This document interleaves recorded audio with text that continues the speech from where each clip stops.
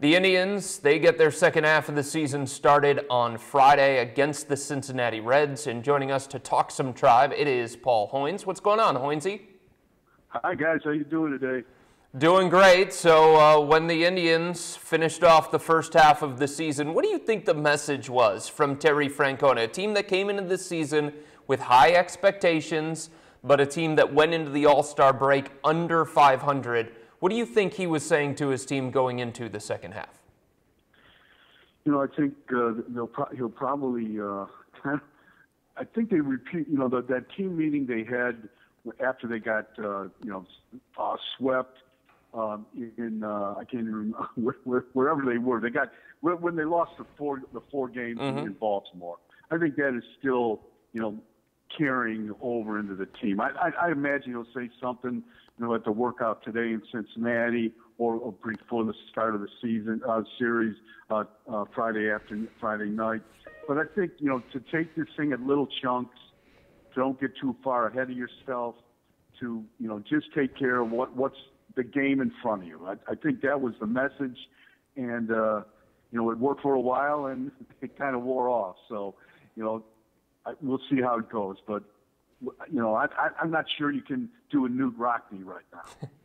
Hoynesy, obviously the thing that so many people are going to try and follow here in the second half of the season is whether the Indians can make a push, whether they can become a playoff team, if it means the AL Central, if it means one of those wild card spots. But beyond that, what would you say is the number one story that you're going to follow in the second half of the year for the Indians? I think one of them will have to be Corey Kluber. What happens to this guy?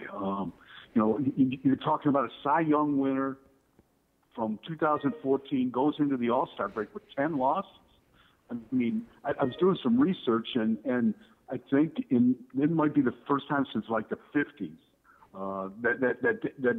that happened to Don Drysdale, and that might be that a Cy Young winner has lost 10 games by the break the following year. So it's that amazes me, and it's all about run support.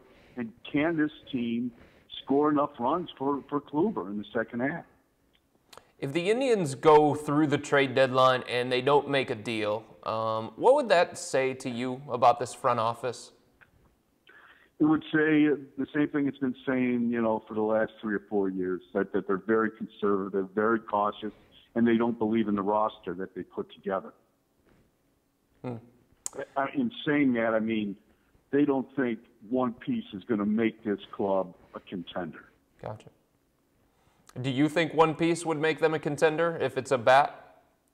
No, I don't. I think I do know that if you start seeing them trading guys like Murphy and Rayburn, that's running up the white flag, because those are pieces that other teams would like, that could help a contender.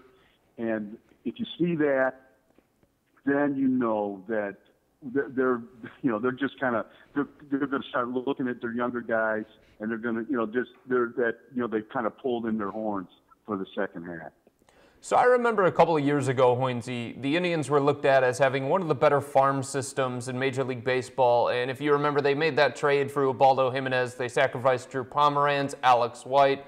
Now that the Indians have already brought up some of the guys from the farm system in Francisco Lindor, Giovanni Urshela, what would you say when it comes to the farm system for the Indians? Where would you say, not necessarily that it ranks in Major League Baseball, but in terms of guys that they would be willing to sacrifice, or guys that would garner interest around Major League Baseball? Do they have a lot of that? Well, I think they do. They do have some interesting guys, but they're all like at A, the A, like high A, double A maybe. Like Frazier and you've got Cody Anderson is up here now, but they've got some interesting outfielders, Zimmer.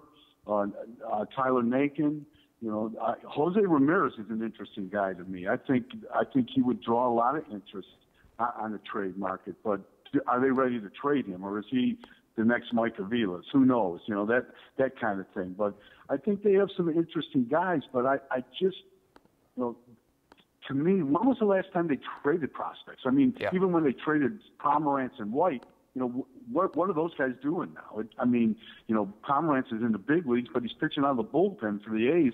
He flopped in Colorado, and White has had all sorts of injury problems. Tommy John, the finger problem that he had in Cleveland. So I just don't see them giving up on a prime prospect. You're 11 games out of first place. You're 5.5 out in the wild card. I mean, I don't know. I think this team is going to have to show them something. It's going to have to show Chris Antonetti something before to push him into making a move. Do you think their run at the end of the first half of the season started to make the decision a little bit more difficult on Antonetti in the front office, though? Yeah, I do. I really do. I mean, they played a little better. They swept Tampa Bay. They kind of lost some steam against Oakland. But I think it puts them in that murky area that you're always in, that they always seem to be in at the break. That you don't know whether to sell or buy, and then the second wild card is always sitting there. But to me, that's fool's gold. That's a swamp that you got to slog through, and there's all sorts of reptiles in there ready to eat you alive. Hoynes, you were there at the All-Star game in Cincinnati, and I want to ask you, they did the Franchise 4. That was voted on by fans on, I believe it was MLB.com.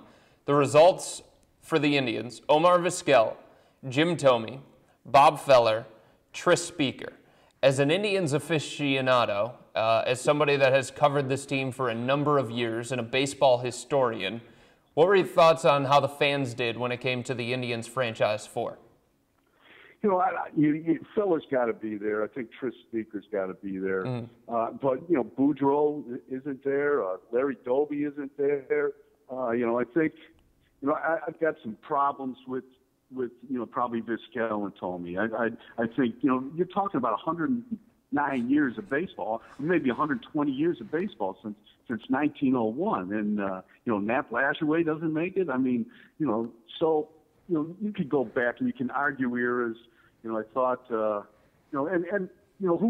I would like to see the age bracket of the people voting. I'm sure there wasn't too many 80-year-olds that seen Tris Speaker play that were pushing turning on their laptops and voting there. So you got to take that into consideration, I think. Yeah, I think that's fair, and I think you kind of see that result when it comes to Omar Vizquel. I mean, I don't know about you, Hoynes. I am kind of in the younger generation. I know how to turn on my laptop, and I've got all these fancy, useful technologies at my disposal, but I've never thought, hey, Omar Vizquel is the 4th best player in Indians franchise history. I never once thought that. Yeah, I mean, I love Omar. Don't get me wrong. I covered him for the 11 years he was here. I think he's a Hall of Famer, but is he a Mount Rushmore guy for the Indians? No, I don't think that. I think there's a lot of guys in front of him. But, I think that kind of gives you a perspective of who's doing the voting as well. Hoynes, I appreciate you joining me. It should be a fun second half of the season for the Indians. Hopefully they can make a run at least that wild card spot. Yeah, I think they've got a shot. All they've got to do is get. They've got to score a few more runs, and because they pitch great. You can't win. You can't win if you're not going to score. Hoynes, I appreciate you joining me, bud. Thank you.